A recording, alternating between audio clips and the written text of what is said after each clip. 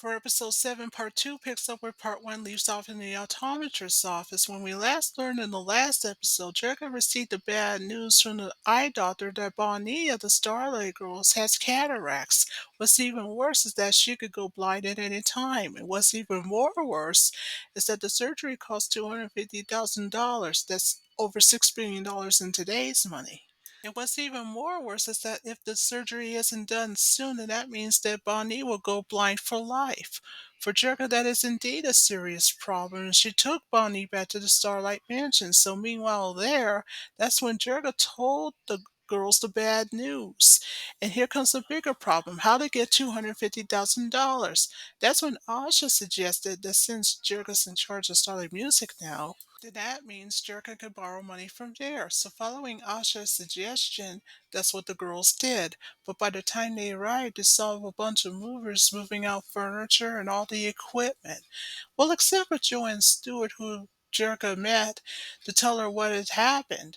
So, after learning from Joanne that thanks to Eric Raymond, who took all the record company funds to support the Misfits, so that means Joanne had to write some checks for Kimber to talk to the phone company, for Asha to get the electricity back on, and for Sheena to get back all the office equipment. Once the girls got everything back in shape, Starlight Music's back in business, no thanks to Eric. So before Joan can leave later on that evening, she apologized to Jerrica for not having a proper authority, but Jerrica assures her that since she's in charge, so Joanne said to Jerrica that if her father were alive, he would be proud. So now Jerrica, all she needs to do is to discuss with the girls in order to gain back some record company funds if they finish the movie. At first, the girls refused the idea, but then Jerka had to ask them one simple question, how to explain it to Bonnie when she goes blind. When she said that, the girls were ashamed because they know that what Jerka said was true. Then she tells them that they had no choice, so they had to tell Eric in the morning in order to get Jim's movie career back. So December the 12th of 1985, that's what Jerrica did. So Eric not only agrees to have Jim's movie career back, but under one condition. If she can apply some ruthless methods, plus he'll need an assistant to run a studio for him. So when Jerrica was asked by Eric what was her decision, so she ultimately agrees to do that. So, as planned, Jim and the Holograms arrived at Studio 20, where everyone is glad to see her Miguel, Video, and Rio. Well, except for Georgia and Nick. Meanwhile, the Misfits dressing room, Pizzazz got upset with Eric reinstating Jim's movie career. He said that what he did was necessary in order to give Jim's career back, as if she did what he said to do. And of course, Pizzazz calmed down because what he told her was true, and so she reluctantly agrees to go along with it. Back inside the studio, Vio just lets her cousin know that the reason why Jim has her movie career back is because of Bonnie, and when Clash asked her if that was true, Video not only said yes, but that's when Clash heads off to tell the news to the Misfits in the dressing room. Long story short, when the Misfits heard the news from Video's cousin Clash, that's when they decided to humiliate the holograms by throwing them out of the dressing room with their song Congratulations. So after the song ended, the casino scene was about to begin with Kimber and Nick. That's when Eric calls for Jerrica to ask for coffee.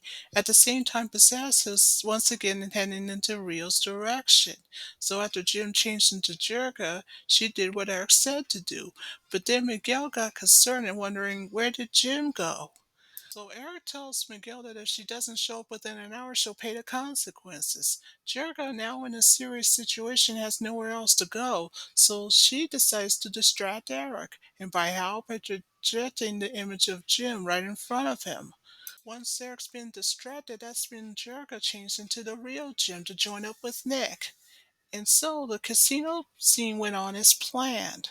After the scene was finished, that's when Eric was calling for Jerrica to give some soda for Pizzazz. Patricia, who's the second producer, said that everybody must pick up some call sheets for the next day. At the same time, Pizzazz sent Clash out on a mission to switch call sheets on Jim and the band. So after Jim and the band went ahead to pick up the call sheets, that's when Jim tries to cheer them up by saying, "We'll be all right once we get through to the next day." So, December 13th of 1985, the next day, everything went as planned. Makeup, hairdos, and everything else. But that was until when Jim and the band realized that they got lost. That's when, thanks to Clash, they realized that their call sheets had been switched. Thanks to Vivian, aka Video, after the Show Me the Way video, she showed them the way to Studio 20. Oh, they arrived at Studio 20 all right, only to be berated by Eric for being late. When Jim tries to explain what had happened, he thought it was an excuse and instant dismisses it. So, as punishment for being late, he had to dock their pay. But Jim pleads their case to say that they needed the money, which Eric agrees, but then tells them to show up next time. When Jim again tries to explain to Eric, he didn't want to hear that, and he told Jim that if she says another word, she'll be out of the film. He didn't know that Video, aka Vivian, had recorded the entire thing. Sometime later, when the pirate scene was about to begin, that's when Jim projects Jerrica to be told by her to hold the script. But Jim forgot that holograms don't hold scripts, so then it's Asha's turn to distract Pizzazz of the Mistress to say that Jim has more scenes than she does. Well, that makes Pizzazz upset and told Eric that Jim must be off the set immediately. So Eric agrees. So after that, Jim changed into Jerrica to hold the script so she can give it to Eric for real anyway. So the pirate scene went on as planned. That's just in the nick of time before lunch. And it was during lunch break that Rio went up to Jerrica to tell her that he's breaking up with Jim. And that's when Jerrica tells Rio the reason why Jim came back is because of Bonnie and to tell Rio not to come crying to her. Now that lunch break was over, the log crossing scene was about to begin with Jim and Nick. Well, Nick suggested to Eric that someone else should do the scene for him, and that would be Jeff. When Jim suggested to Eric to do the same, that's when he told her that if she does that, it'll mean it'll be out of her salary. And that made Jim annoyed and upset and told Derek that she'll have to do the stunt herself. Before the stunt can begin, that's when Pizzazz told him that she had too many cents, but Eric assures Pizzazz and told her not to worry about it. Jeff, who's concerned about Jim's safety, said to Eric that she'll get hurt. And of course, Eric tells him that he'll need whatever's on the set and it's his decision. Again, Vivian had recorded the entire thing, but Eric was unaware of it. Then the studio producer said that he too was concerned about Jim's safety and refuses to shoot without a proper safety first procedure.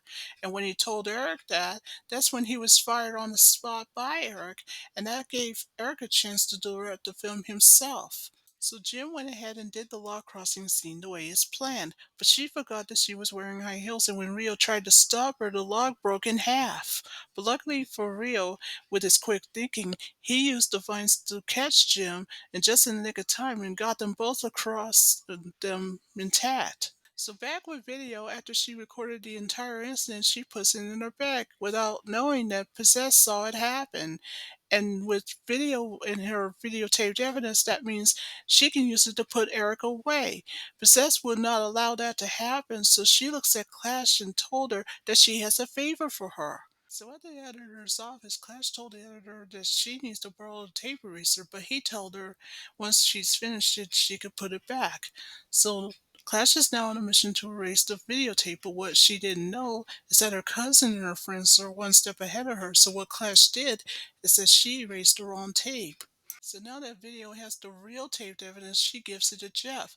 She said that she can use it to bust Eric. But Jim's getting worried and told Video that if it happens, then that means Jim's movie will be ruined. But then Rio tells Jim that she should have gotten her because of that stage accident, but Jim just kind of brushed it off. So she begged Vivian Video not to do that, but then, however, Jeff has, however, agreeing with Jim that he can use the videotaped evidence for later in case something else goes wrong. So at the Starlight Mansion later that night, the girls were talking about how Rio saved Jim, while Jerrica meanwhile goes to Bonnie's room and told her the good news. She said that thanks to Jim, Bonnie will get her vision back in no time. So after tucking her in, Jerrica just kisses her goodnight in Bonnie's room. The next morning, December 14th of 1985, when Nick just finished up his motorcycle stunt, that's when Kimber runs to catch up with him. The two misfits are not happy where Roxy and Possessed when they were watching both Kimber and Nick. After the Love is Doing It To Me video, that's when Kimber decides to ignore Nick and then later catches up with Jeff. While walking with Jeff, that's when Jeff introduces Kimber to Harry, who is the explosive expert on the set when watching him was Eric. Then she was introduced to Pam, who's her stunt double. So the motorcycle scene was about to begin, and that's when, before leaving, Kimber kisses Jeff on the cheek. Then later, Jeff catches Roxy touching his bike, and that's when Roxy made a move on him. After Roxy stormed off, Clash and Possess ran to catch up with her, and as ruthless as Roxy is, she has a plan while the motorcycle stunt between Kimber and Jeff was about to get started by Eric.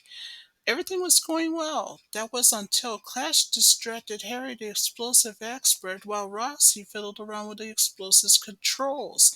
Things were looking bad for Kimber as there's a bunch of explosions everywhere, and that ends episode 7.